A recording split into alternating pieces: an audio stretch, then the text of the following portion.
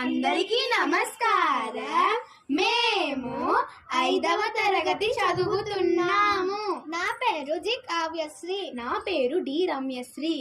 ఇప్పుడు మేము 1వ పాఠం మన జెండా డ్రామా చేయబోతున్నాం.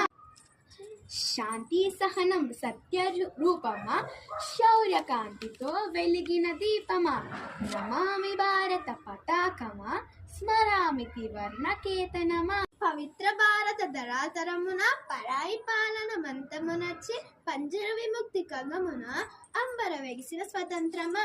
స్వాతంత్రం మా జన్మ హక్కని గర్జించిన ప్రజన్య రావమ్మ. ముష్కర బ్రిటిషు మంటగజాలని హడలెత్తించిన అంకుశమా, సమరవాణిలో సహోదరాలికి అండగా నిలిచిన ఆయుధమా. ధన్యవాదాలు.